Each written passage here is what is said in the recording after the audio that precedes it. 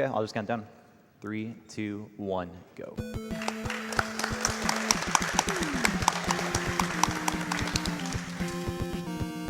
Hey man, I'm Garrison, running Bucky O'Hare. It's based off a 13-episode cartoon from the early 90s made to compete against Teenage Mutant Ninja Turtles. It did not succeed. The games are pretty rad though. This one in particular is made by Konami. The team that made it actually went on to form Treasure Studios. So as such, it is a very technically impressive game. There's almost no instance of lag, which is pretty crazy for an NES game. Aside from that, I'm playing on hard mode, which is one-hit KO, so anything I touch will kill me, and there's probably going to be a lot of death as a result. With that said, you know, this is a really intense run. There are a lot of heavy mashing sections, and I'm going to destroy it. There you go. So basically, hard mode was never actually intended to be played. It was originally an anti-piracy measure put in place. But as you can see, Garrison was able to put a code at the beginning to just play it because, hey, let's have fun, you know?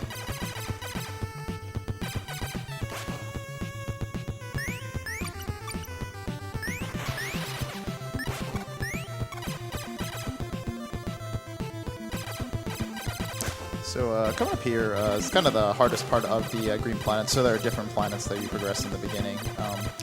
It is purely scripted as to when the ships are coming, as you're going to see. So since you do know the pattern, you can basically execute stopping and jumping over certain bullets at proper times in order to avoid all of these.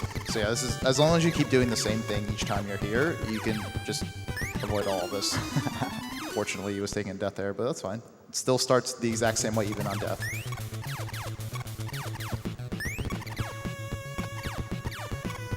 Yeah, people playing hard mode blind, this is where they usually get walled for the first time. Sure do. Wow. That's actually an unusual one.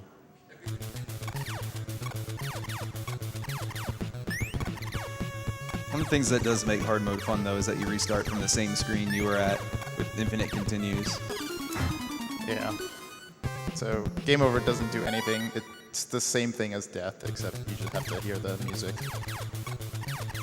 So yeah, all the one-ups that you see throughout the game, they don't really mean anything in hard mode.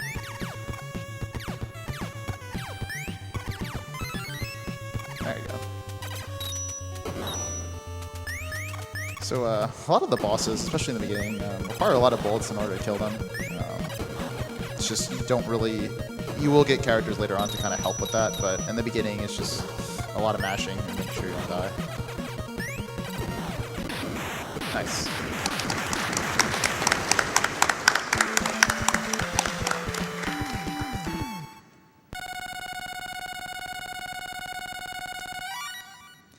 So he's going to be choosing the blue planet as the second planet to go to. It's really important that you go to the blue planet as soon as possible because you do get Jenny, and Jenny is extremely powerful against bosses, so you definitely want to get her immediately. But you can't actually finish this without having Blinky, so that's why we do green planet first. You can still select it, though, and just get stuck at the beginning. Yeah.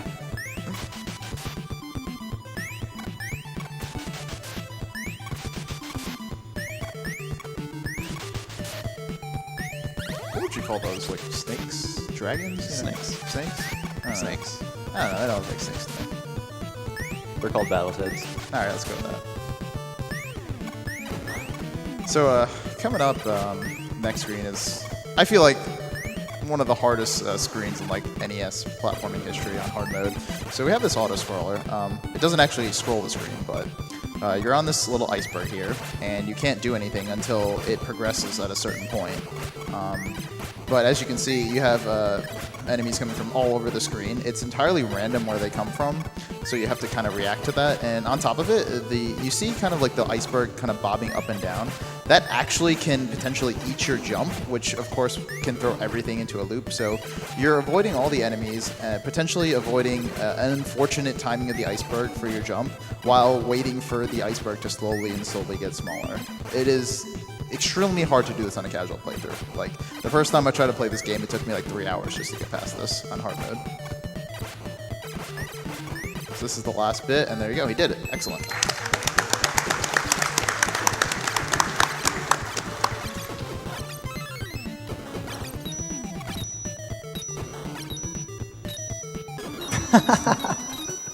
jumped the gun a little bit there too.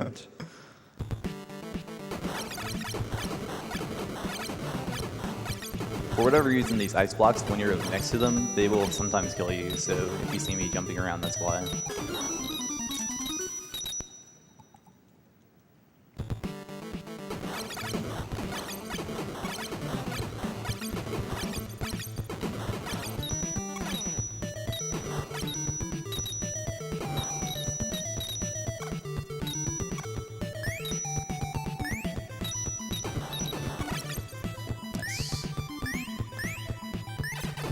So coming up is going to be the Blue Planet boss fairly shortly. It requires a lot of bullets. I want to say over 100. I don't remember the exact number. It's exactly 100. Okay, so it has a set pattern, so Gary can kind of react to that. So yeah, he's going to be mashing a lot, kind of.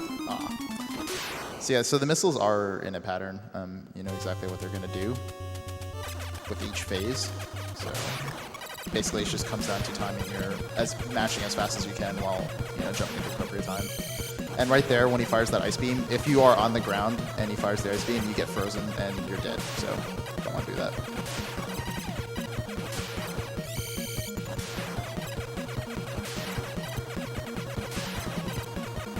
Nice. So yeah, as you can imagine, if the ice keeps raising until you hit the spikes, and well, you're dead. So now we have Jenny. That's great. Our planet is probably one of the easier planets of the four. There's not really a whole lot going on. Yeah, there are a few dumb places you can kind of die, but for the most part, it's just a good opportunity to listen to some good music.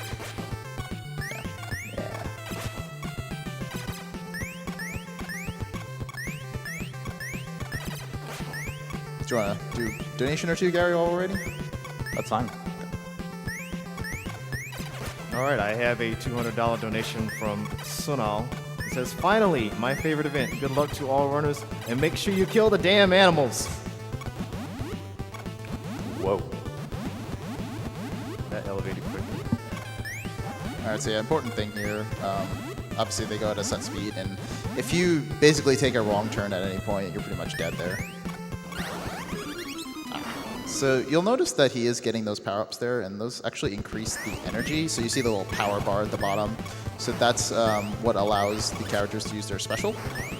And you do want extra power for a few characters because, like, for instance, with Jenny, it's the most important because it makes her special stronger because it lasts longer. And that's going to be important in killing bosses faster.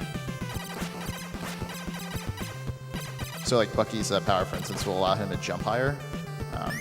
It is useful in a few spots during the run, but for the most part, the most important one is Jenny's power. You want to get hers up as soon as possible.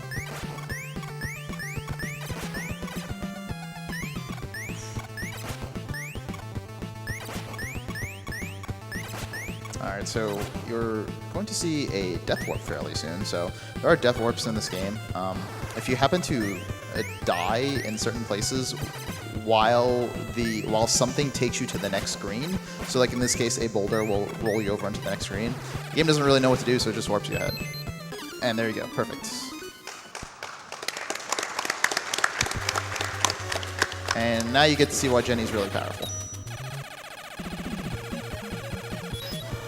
All right, good boss.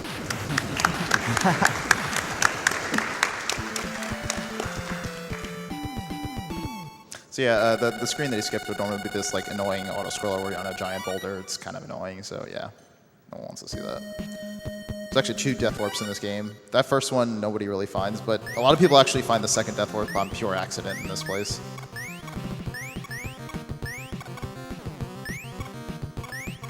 And those like dragon snake things are really annoying. You have to be standing very close to them in order to kind of get them out.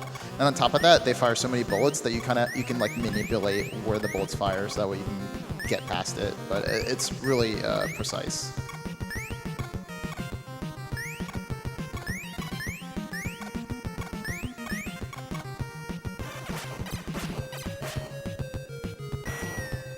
The Yellow Planet, I feel like, is aside from the particular section in Blue Planet, overall I think Yellow Planet is a pretty hard planet. There's a few like these screens are fairly hard when you're first playing the game.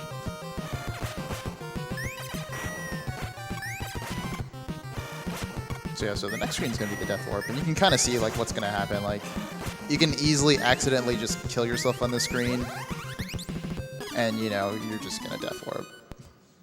It's the biggest one too. It skips Yeah. 3 stages basically. Yeah, like the sections that you skipped were like really annoying auto scrollers. So this boss is really precise. You have to stand in the correct position so that way he doesn't get hurt. And there you go, he did it really well. If he doesn't kill that boss fast enough, he's dead, because what happens is he kills the sidearm, and then the cart is ready to fire a laser. And if he isn't standing below, he's dead, so he has to make sure he kills it fast enough. So this is kind of the intermission of the game. We have all 5 characters, and this game is really awesome because all 5 of the characters are actually useful in their own circumstances. I would say Bucky probably gets the most play, but the other 4 are pretty balanced.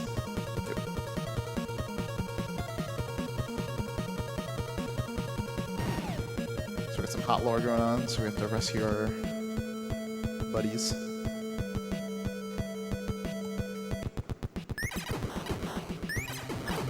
For some reason we start with Blinky, I don't know why. Robots can't be brainwashed. You got it.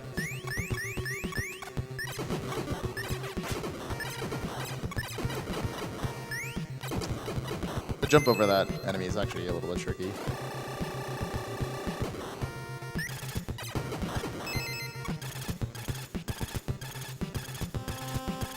Alright, so the first one that he's going to have to go up against, so you have to actually, since they are brainwashed, your teammates, you have to actually fight them. And the first one he's going to go up to is Jenny. Jenny is the hardest one, so it requires a lot of mashing and precise movement at the beginning to make sure you can kill her optimally. There you go. So yeah, getting past that lightning before it kills you is really hard, so that's the first step.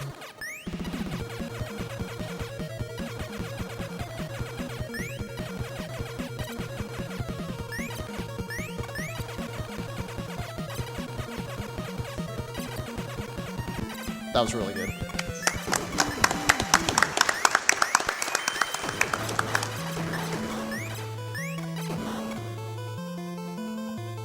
So yeah, basically we're just going through this entire like cell area, getting back all our teammates. Not really too much going on if you want to do donations. Excellent. I have a $150 donation. It says, second time donating, getting to watch it work makes the time much more enjoyable. Thank you, Jay Enduro. $200 from John C25. Thanks to MSF for all that you do, and to everyone at SGDQ for organizing this awesome event. Alright, so now that you have Jenny, things are a lot easier. So just make sure you're not on the ground, and yeah, okay, see you, dude. You're dead. This plan was flawless. I saw through it. You read it, man. So you actually never got to see Willie in action yet, but he's got a giant gun. It's pretty cool.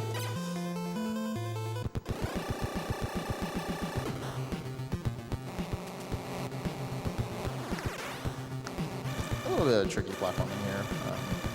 Just got to make sure you kind of get up there. So as you can see, Blinky's ability is to use like a little jetpack, and it is based on his power, so that's why we do get a power up for him.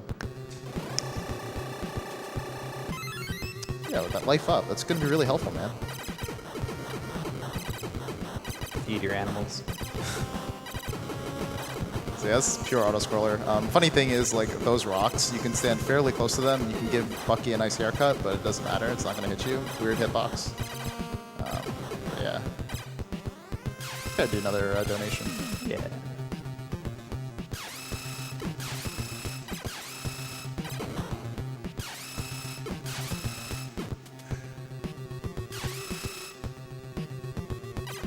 You can do a donation, I suppose. Thank you, Darkman. You're welcome. Excellent. We have a $150 donation from Wills7350. And it says, donated at each of the last 6 GDQs. first one as a father, so I have a new appreciation for the work that doctors everywhere do. Congrats on the great marathon, and gotta go fast. And we got $50 from Jonathan Reinhardt that says, here's to another hype GDQ. It's a good one. Having fun. Hope you guys are. Most definitely. Excellent. $20 from Humios that says, so happy to see this game being run. Played it so much as a kid and felt so accomplished when I finally beat it. Looking forward to seeing this awesome game conquered quickly.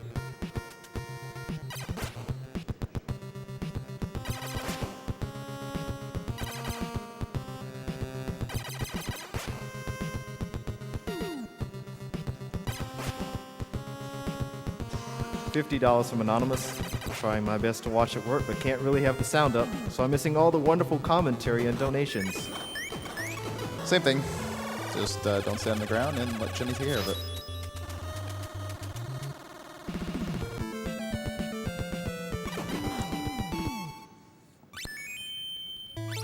Deadeye is a duck.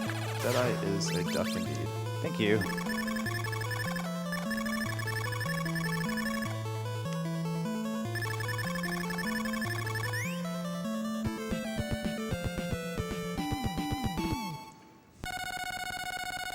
Pretty good stage. It's kind of moving on to the shoot.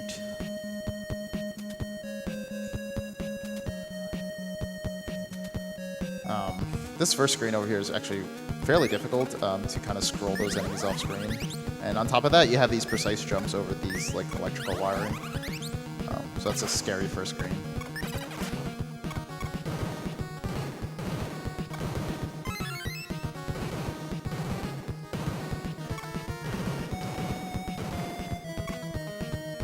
So these little things coming up, they're kind of a little bit random in how fast they come up. So you kind of have to just react to that. And then you have this like, you know, like your Mega Man section, I guess, for lack of a better word. As you can see, Deadeye can climb up walls. That's really useful for later on, especially the next stage.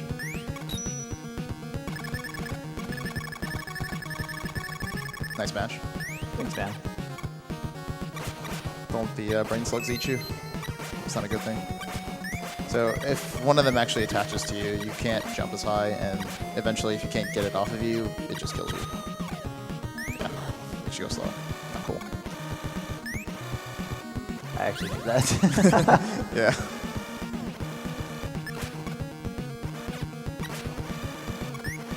So yeah, this is definitely a really hard section. Just able to do that really nicely.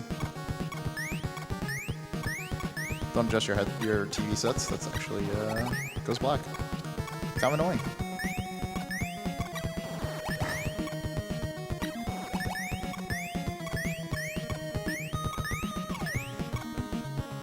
The floor is lava. Floor is lava, except you can walk on it. Though if you do actually fall, you know, you can eventually fall to your death. So this one actually is pretty tight on the timing. As long as you have enough power, it shouldn't be too difficult, but basically if you don't kill it fast enough, it just kills you. Like it just literally, oh. I was in a bad pixel position. There's one pixel that's just completely safe. This should be good. There you go.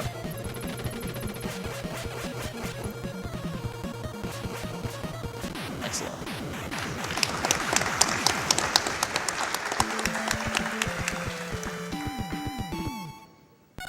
So yeah, as you can see, that's kind of the power of having a full power bar for Jenny. Like, she just pretty much takes care of every boss for you. The center of Magma Tanker is pretty interesting. Yeah, you kind of see the power of Deadeye now in this screen.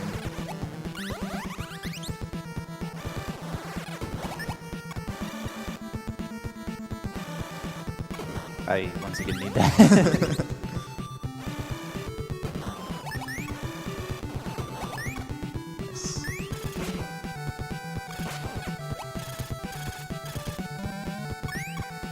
I don't know why, but for some reason the TV screens say I hate you, even though this is a Japanese game.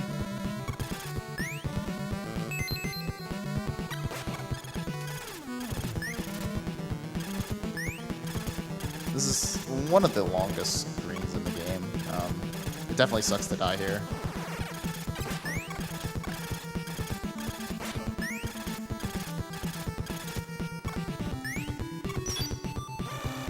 So these guys, now you can kind of see the power of the Bucky jump. It's just a matter of jumping over them. You can't actually really kill them.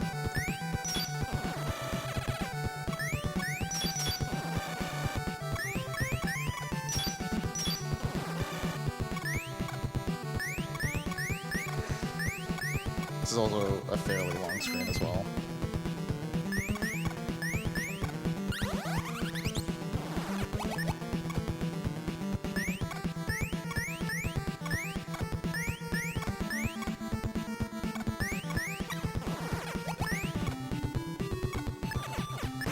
Alright, so you have to be extremely careful because as you can see, the entire section rotates. So, you know, with you jumping, you can potentially put yourself in the right spot. And if you don't, you know, some situations like that can happen. You're just pretty much dead. Wrong character is usually a bad thing. Like so. Yeah. But I should be fine now. Okay. Excellent.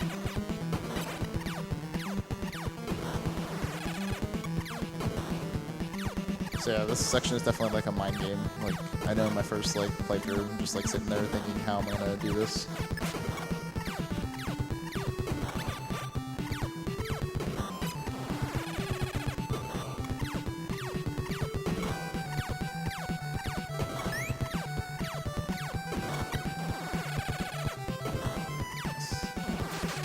So this section really sucks because there's some RNG element to it, like that. Yep. I'm sorry. So those monkeys can basically come up from the top of the screen, and it's purely random as to when they come and from where they come. So yeah, you could be at like the top of the screen, and they can just come right on you, and there's like nothing you can do about it. You know, if you're playing this in normal mode, it's whatever. You take a few points of damage, but you know, in hard mode, it's just crap. So he was kind of playing it safe there. Alright, so Magma Tanker is normally a really hard boss, but fortunately there's a spot that Gary's standing on that is fairly safe. It's not completely safe, but it makes this boss a lot easier. So as long as you stand around here, you can... Yes. Nice. Perfect RNG. Excellent. But yeah, so basically some of the enemies coming up and down can potentially kind of, you know, come after you and you have to kind of deal with it, send your orb over to them rather than the boss, but you got good RNG. So now we're at the final stage, the escape. It's really hard. It is entirely an auto-scroller. It has checkpoints. Some of those checkpoints are really unforgiving, so you have to get through some really long sections in order to get through this. He will be on specific characters for the most part because some of them actually do more damage than the others. I forgot the specifics. Yeah, so Willie's laser can deal double damage if the enemy is going to the right. So he is our main. But even still, the final boss is pretty cool. You get to do a lot of character swapping. Yeah, absolutely. And there's 3 bosses in this gauntlet, and on top of the fact that there are like 5 checkpoints or something like that. So there's a lot to do in this section. It's easily the hardest stage in the game, in my opinion at least. You can kind of see like how even in the ship they all have like kind of their own unique powers, which I think is a really cool game design. So this is like the checkpoint, as you can see, like kind of going through like across the checkered thing at the top.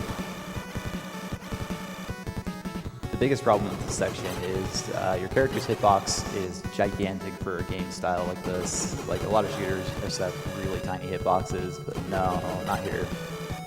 So one hit KO and bad checkpoints is not a good combination. Yeah, so this one right here is the longest section without a boss. You just have to get through so much in order to get to the checkpoint.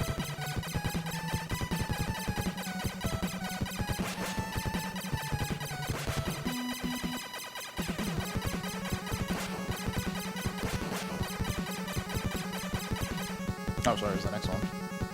Oh, okay. So this is the first of the 3 bosses, and he is probably the most random thing in the game. I'm going to be switching from top to bottom here to try and maximize that double damage thing I was talking about. And then eventually the head of this toe thing is going to break off and start spitting everywhere. And it's essentially random, and I just got to make really good judgment calls. It can go wrong very, very easily. Like that. Yeah, stinks. Fortunately, you start right before the boss.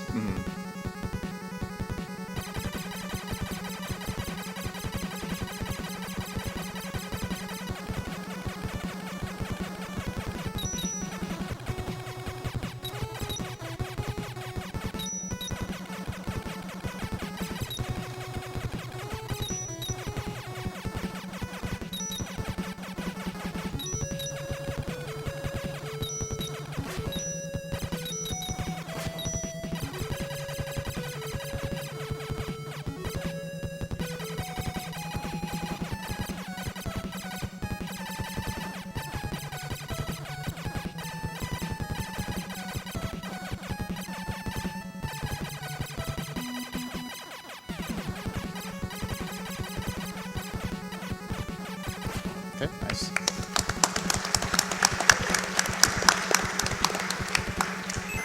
So now we're going into the gauntlet.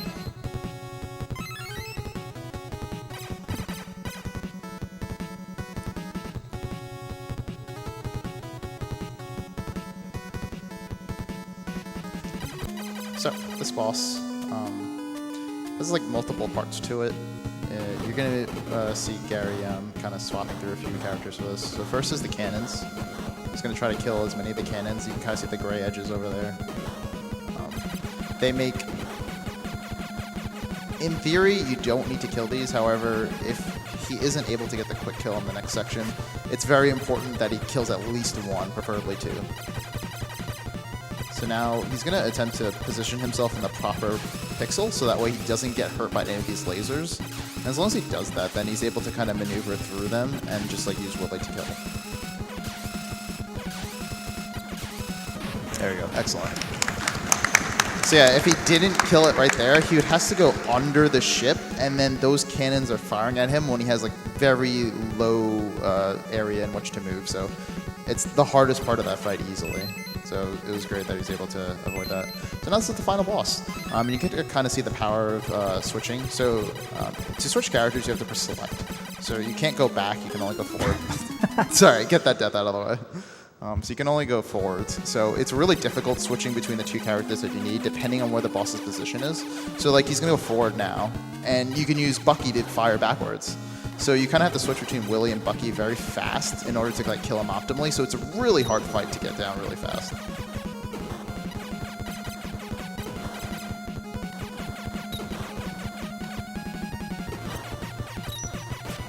Nice.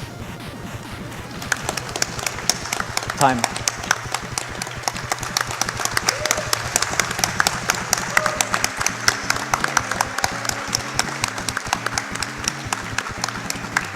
And that's Bucky O'Hare. Thank you all so much for watching and supporting. I really appreciate it. Thank you for the amazing run of Bucky O'Hare, 80% hard mode, 28-26. Nice. Great time, man. Yeah.